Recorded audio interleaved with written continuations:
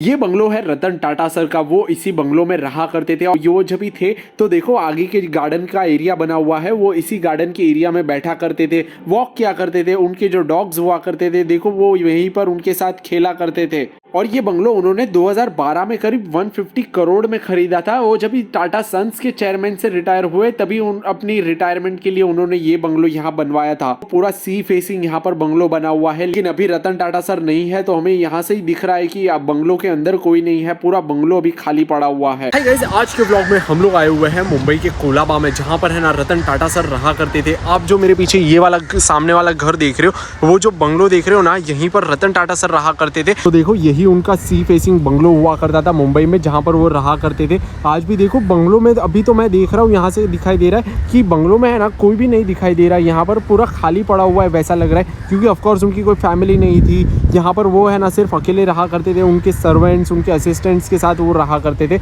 और यहाँ से देखो सारे मिरर्स में से हमें दिख रहा है कि यहाँ से बंगलो के अंदर अभी तो कोई भी नहीं दिखाई दे रहा है, अंदर की चीज़ें सारी विजिबल है यहाँ से। तो देखो ये कुछ ओवरऑल लुक है ये पूरे बंगलो का। ये बंगलो है ना ये इस तरफ से ही पूरा दिखाई देता है, क्योंकि उसके बैक साइड में जो एरिया है वहाँ से नहीं दिखाई देता है, क्योंकि वो सोसाइटी के एकदम अंदर बना हुआ है, तो उसका फ्रंट लुक नहीं दिखाई देता है। ये जो सी फेसिंग बंगलो है ये ऑपोजिट तरफ एक गार्डन बना हुआ है, यहाँ से ये पूरा बंगलो ये विजिबल है। तो यहाँ पर जब रतन टाटा सर थे ना, तो देखो वो बाहर की तरफ सामने की तरफ जितना भी गार्डन लॉन का एरिया बना हुआ है ना, वहाँ पर है ना वो कई बार आया करते थे। आप साइड में वीडियोस में भी देख सकते हो, वो जब भी रहते थे यहीं पर गार्डन के एरिया में बैठा करते थे। कुछ टाइम पहले यहाँ पर शिफ्ट हुए थे, करीब है ना 12 साल पहले, 2012 में है ना उन्होंने ये बंगलो यहाँ पर लिया था। है ना जब भी टाटा सन्स के चेयरमैन थे, और 2012 में टाटा सन्स के चेयरमैन से वो रिटायर हुए, करीब उनकी एज 75 की हो चुकी थी, तभी वो रिटायर हो चुके थे। रिटायरमेंट के बाद है ना उन्होंने ये वाला बंगलो यहाँ पर लिया, क्योंकि उनका रिटायरमेंट के लिए एक अपना घर चाहिए था, तो उन्होंने यहाँ पर ये बंगलो लिया था। और उस टाइम पर 2012 में ये बंगलो की वैल्यू थी ना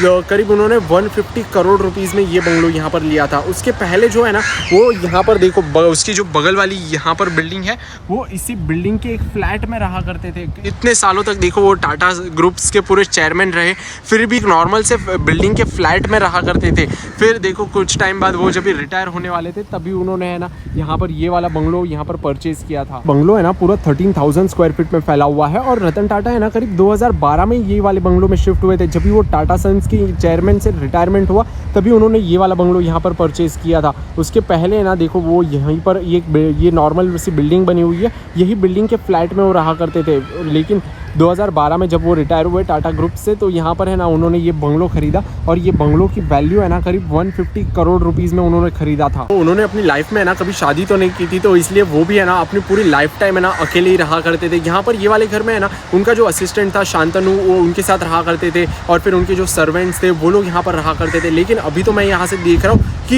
यहाँ से पूरा, क्योंकि मिरर्स है ना ये ट्रांसपेरेंट है, तो यहाँ से पूरा दिखाई दे रहा है कि घर तो है ना पूरा खाली खाली दिखाई दे रहा है, ना कोई सर्वेंट्स या और कोई भी लोग यहाँ पर नहीं दिखाई दे रहे। लेकिन जब भी रतन टाटा सर भी यहाँ पर रहते थे ना, तो वो भी देखो अकेले ही रहा करते थे यहाँ पर, और आज भी वो चले गए हमारे बीच से। तो देखो इनके घर पर है ना अभी तो कोई भी नहीं दिखाई दे रहा है। आपने उनका घर तो देखा ही। अभी है ना उनकी थोड़ी सी लाइफ जर्नी के बारे में बात करते हैं। तो देखो वो बॉर्न हुए थे 1937 में एक पारसी फैमिली में, और मुंबई में बॉर्न हुए थे। और जो उन्होंने अपनी स्कूलिंग भी है ना यहाँ पर फोर्ट में एक स्कूल थी कैंपियन स्कूल करके, वहाँ पर कंप्लीट की।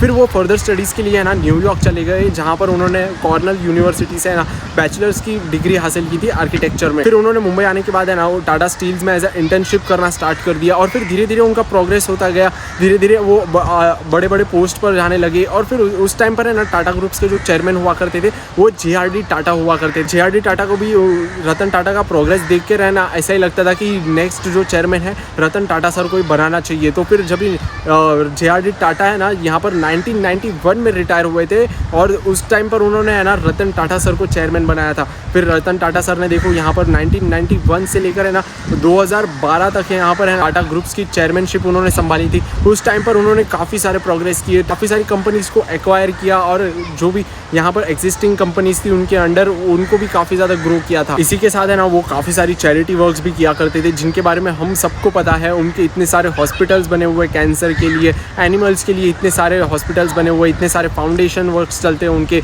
तो देखो ऐसी कुछ लाइफ जर्नी रही है। और अभी हमारे बीच में रतन टाटा सर नहीं रहे हैं, लेकिन देखो वो यहीं पर इसी वाले घर में रहा करते थे। उनकी कोई भी फैमिली नहीं थी, उनकी कभी शादी नहीं हुई थी, तो उनके कोई भी बच्चे भी नहीं हुआ करते थे। तो ये वाले घर पर भी है ना वो अकेले ही रहा करते थे। तो देखो यही वाला जो उनका घर बना हुआ है मुंबई के अंदर। अभी देखते हैं इन फ्यूचर ये घर का क्या होता है, ये तो हमें नहीं पता, या फिर और कोई रहने आएगा यहाँ पर, उसका हमें अंदाज़ा नहीं है। लेकिन आपको ये वीडियो कैसा लगा मुझे नीचे कमेंट्स में ज़रूर बताना। बस हमें ये वाला ब्लॉग यहीं पे एंड करते हैं। So guys, thank you very much for watching this video. If you enjoyed this video, do hit the like button and don't forget to subscribe to my channel and also click the bell icon. So guys, stay safe, spread love and happiness, do whatever you want to do, but don't do the wrong thing. See you in the next video very soon. Till that time, goodbye.